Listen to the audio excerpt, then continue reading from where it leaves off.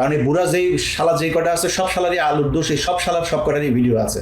So এই শালাদের দিয়ে আর কোনো কাজ হবে না। তারেক রহমান বিএনপিকে নতুনভাবে নতুনদেরকে নিয়ে ঢালাওভাবে সাজাচ্ছে এই দলটাকে।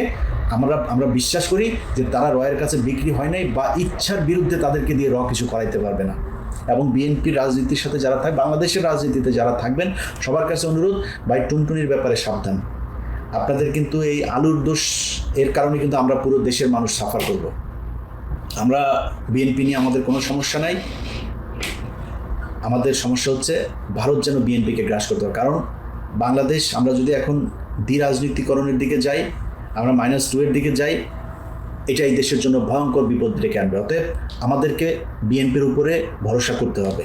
সো বিএনপির যাতে ভারতের হয়ে খেলতে না পারে দেশের মানুষের ভাগ্য নিয়ে, সেই দিকে আমাদের নজর রাখতে হবে। সেই কারণে আজকের পুরো ভিডিওটা। সালাউদ্দিন ভাই, আপনার নিয়ে আমার কোনো ক্ষোভ নাই, আপনার সাথে আমার ভালো সম্পর্ক ছিল, ভালো সম্পর্ক থাকবে, কোনো সমস্যা নেই। আপনি বিপদে পড়ছেন, আপনার কাছে অনুরোধ, হয় রাজনীতি থেকে সরে যান অথবা সবার কাছে মাপ চান যে আমার টুনটুনি ভিডিও আছে, আমি আপনাদের সাথে মাপ চাচ্ছি, ভুল হয়ে গিয়েছে, আর ভুল করবো না, করলেও কেউ যাতে রেকর্ড করতে না পারে সেই ব্যবস্থা করেই করব। সাবধানে করেন, যেখানেই করেন সিপা চাপায় নিজের আওতার ভেতরে করেন। তো এটাই হচ্ছে মূল বিষয়।